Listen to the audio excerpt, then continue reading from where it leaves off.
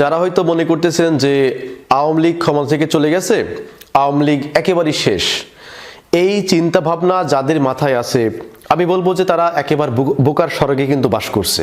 যদি আপনি একটু ব্রেন খাটিয়ে চিন্তা করেন যে বাংলাদেশের শুরু থেকে, আমি এর আগেও এইটা নিয়ে একটা ভিডিও বানিয়েছিলাম যে বাংলাদেশের শুরু থেকে এমন একটা রেকর্ড আমাকে দেখাতে পারবেন যে একটি রাজনৈতিক দল পরপর 2 টার্মে ক্ষমতায় আছে? একটাও নাই। এদেশের মানুষ 5 বছরের বেশি কোনো দলকে ক্ষমতায় রাখে না। তো আওয়ামী লীগ একটা সময় ক্ষমতায় আসবে, সেটা হতে পারে 5 বছর, 7 বছর অথবা 8 বছর পরে। তো আওয়ামী লীগ যখন ক্ষমতায় আসবে তখন দেশে যা যা ঘটবে সেই বিষয়ে আমি একটু থিওরি দেব আপনাদেরকে।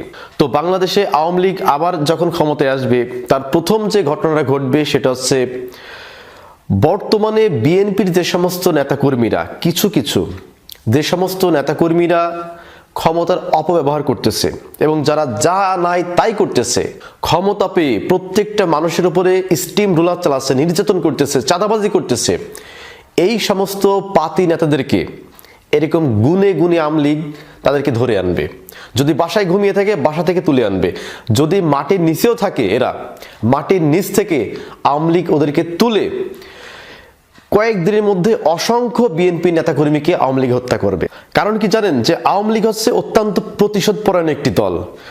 আমি একেবারে সত্য কথাই বলি যে আপনি যদি আপনার এলাকার দিকে যদি আপনি একটু তাকান, যে আপনার এলাকায় 100টা মানুষের মধ্যে দেখবেন যেই মানুষটা সবচাইতে বেশি বদমাইশ, যেই মানুষটা সবচাইতে বেশি মস্তান, যেই মানুষটা সবচাইতে দাঙ্গা করতে পারে, যেই মানুষটা মারামারি করতে পারে, যেই মানুষটা একটু রগচটা রুক্ষ টাইপের, সে আওয়ামী লীগ করে। তো এই রকম এলাকার সবচেয়ে টপ মস্তানগুলা আওয়ামী লীগ করে। যদি আওয়ামী লীগের 100 জন কর্মী আপনি যাচাই করেন, 100 জনের মধ্যে 80 জন হচ্ছে ক্যাডার। এই যে কিছুদিন আগে একটা নিউজ দেখলাম যে একজন ছাত্রলীগ কর্মী সে বাড়ি থেকে পলাতক, এখন তাকে খুঁজতে গিয়েছে আর একদল লোকজন। যাওয়ার পরে দেখতেছে যে সেই ছাত্রলীগ কর্মী বাড়িতে নাই, তার মা নামাজ পড়ছিল, ওই অবস্থায় তার মাকে কুপিয়েছে। নিঃসন্দেহে এইটি একটি জুলুম এবং এই জুলুম কিন্তু বেশি দিন চলে না। তো এইরকম জুলুম, অত্যাচার, নির্যাতন যারা করতেছে তাদের একটা বার ভাবা উচিত যে ক্ষমতা চিরস্থায়ী না। আওয়ামী লীগও কিন্তু মনে করেছিল যে 2041 সাল পর্যন্ত আমরা ক্ষমতায় থাকব। আওয়ামী লীগের করুণ পরিণতি আপনি দেখেছেন, আমি দেখেছি, সবাই কিন্তু দেখেছে। তো সুতরাং এই আওয়ামী লীগ যেই পথে হেঁটেছিল ওই পথে যদি আবার নতুন কোনো দল যায়, সেই দলের অবস্থা কিন্তু আওয়ামী লীগের থেকে দ্বিগুণ কঠিন অবস্থা হবে। আমি প্রথমেই কিন্তু বললাম সবচাইতে টপ টেরর, সবচাইতে যিনি মস্তান এলাকার মধ্যে, সেই লোকটা কিন্তু আওয়ামী লীগ করে। আর আওয়ামী লীগ অধিকাংশই কিন্তু প্রতিশোধ পরায়ণ। তো আপনি তার গায়ে যদি একটা কোপ দেন, সে পরবর্তীতে যদি সুযোগ পায় আপনাকে 2টা কোপ দিবে। আপনি যদি একবার তার বাড়ি পোড়ান, সে আপনার বাড়ি সহ আপনার ব্যবসা প্রতিষ্ঠান কিন্তু পুড়িয়ে দেবে যদি তার সেই সুযোগটা আসে। তো সুতরাং এই ঘটনাটা কিন্তু ঘটবে যেই দিন আওয়ামী লীগ ক্ষমতায় আসবে।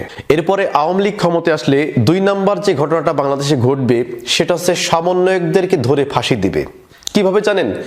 যে তারা তখন বলবে যে এই জুলাই এবং 5 আগস্ট, এই 5 আগস্টে যে ঘটনাগুলো ঘটছিল এই ঘটনার তারা কিন্তু বিচার করবে। 1971 সালে মুক্তিযুদ্ধের সময় যারা রাজাকার ছিল, বঙ্গবন্ধুকে যারা হত্যা করেছিল, সেই 40 থেকে 45 বছর আগে যারা এই অপরাধগুলো করেছিল, 45 বছর পরেও কিন্তু আওয়ামী লীগ তাদেরকে বিচার করেছে।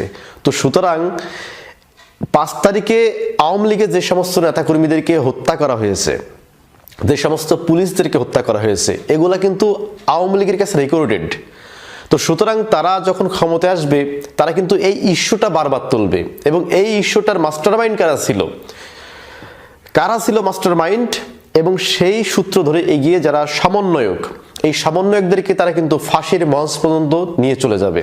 এটা আমার কথা না, এটা আপনারা দেখেছেন যে এই যে হাসনাত আব্দুল্লাহ, এরপরে যে রাফি, তারা কিন্তু বিভিন্ন কনফারেন্সে তারা কিন্তু নিজেরাই বলেছে যে আওয়ামী লীগ যদি ক্ষমতায় আসে তাহলে কিন্তু আমরা কেউ বাঁচবো না, এবং তারা কিন্তু এটা শিওর যে আওয়ামী লীগ যদি ক্ষমতায় আসে তাহলে প্রথমে ধরবে হচ্ছে আমাদেরকে এবং আমাদেরকে একটা একটা করে ফাঁসিতে ঝুলাবে। এই কাজটা কিন্তু আওয়ামী লীগ করতে পারে যদি পরবর্তী সময়ে তারা কখনো ক্ষমতায় আসে। এরপরে বাংলাদেশ আওয়ামী লীগ যখন ক্ষমতায় আসবে তখন তারা 3 নম্বর একটি ভালো কাজ করবে। সেটা কি জানেন?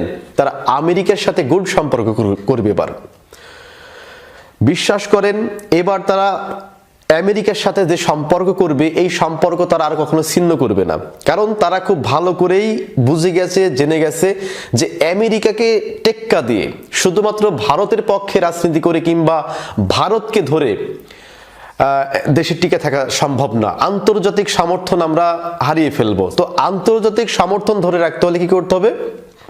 পশ্চিমা বিশ্বের সাথে আমাদের ভালো সম্পর্ক স্থাপন করতে হবে। যেই ভুলটা করেছিল শেখ হাসিনা, তিনি বারবার কিন্তু নিষেধাজ্ঞা করেছিল আমেরিকার বিপক্ষে। কে হচ্ছে 18 ঘন্টা পাড়ি দিয়ে ওই আমেরিকায় আমাদের না গেলে কিছুই হবে না। এরপরে পিটার হাসকে রাজহাঁস বলে তাকে যা নাই তাই ইচ্ছা করলেন। 2018 সালে আমেরিকার রাষ্ট্রদূতের গাড়িতে হামলা করলেন। আমেরিকা কি অতই হচ্ছে বোকা মনে করেছেন? খেলনা আমেরিকা। 5 বছর আগে আমেরিকা যে প্ল্যান করে ফেলেছিল যে এই আওয়ামী লীগ গভর্নমেন্টকে ফেলে দিবে যে কোনো কায়দায়, তারা কিন্তু ফেলে দিয়েছে। তো সুতরাং আমেরিকার সাথে খেলে, যেখানে বিশ্ব যারা মোড়ল দেশ, সুপার কান্ট্রি মানে সুপার পাওয়ার কান্ট্রি, সেই সমস্ত দেশগুলা আমেরিকার সাথে খেলে কিন্তু পারে না। আর সেখানে আমরা ছোট্ট একটা দেশ আমেরিকার সাথে আমরা খেলতে গেছি। আমরা না, আওয়ামী লীগ খেলতে গেছে। আওয়ামী লীগ যেমন খেলতে গেছে আমেরিকার সাথে, এরকম একটা বড় বাঁশ আমেরিকা কিন্তু ঢুকিয়ে দিয়েছে।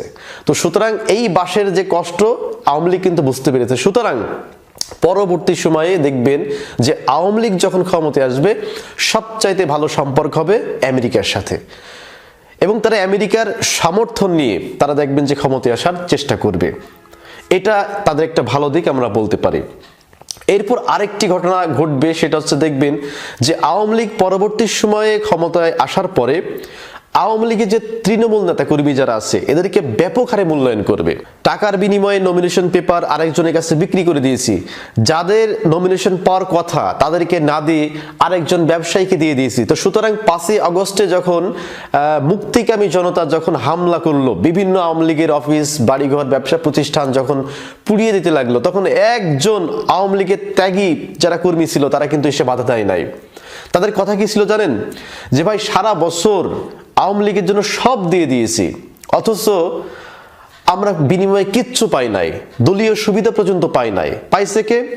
ওই মেয়রের আত্মীয় স্বজন, এমপির আত্মীয় স্বজন, ওই আওয়ামী লীগের সেক্রেটারি তার আত্মীয় স্বজন, সভাপতি তার আত্মীয় স্বজন। অথচ আমরা তৃণমূল কর্মী, আমরা জয় বাংলা স্লোগান দিয়ে এখানে হচ্ছে আওয়ামী লীগের ঘাঁটি স্থাপন করেছি, অথচ আমাদের কোনো মূল্যায়ন করেনি। এই দুঃখে কষ্টে অনেক আওয়ামী লীগ কিন্তু এই আওয়ামী লীগের প্রতি যে একটা শক্তি ছিল, জোর ছিল, এটা তারা হারিয়ে ফেলেছিল। তো আওয়ামী লীগ এটা এখন খুব ভালো করে বুঝতে পেরেছে যে তৃণমূল নেতাকর্মীদেরকে মূল্যায়ন না করার ফলে আজকে আমাদের এই করুণ দশা। তো সুতরাং তারা এরপরে যদি কখনো ক্ষমতায় আসতে পারে, তারা দেখবেন সবচাইতে বেশি মূল্যায়ন করবে আওয়ামী লীগের যারা তৃণমূল পর্যায়ে যারা নেতাকর্মী আছে, এদেরকে সবচাইতে বেশি মূল্যায়ন করবে। তো প্রিয় দর্শক, বাংলাদেশ আওয়ামী লীগ আবার কখনো ক্ষমতায় আসলে পরে দেশে যা যা ঘটবে, এই বিষয়ে যদি আপনার কোনো মন্তব্য থাকে তাহলে অবশ্যই কমেন্ট করে জানাবেন। সকলে ভালো থাকবেন, ধন্যবাদ সবাইকে।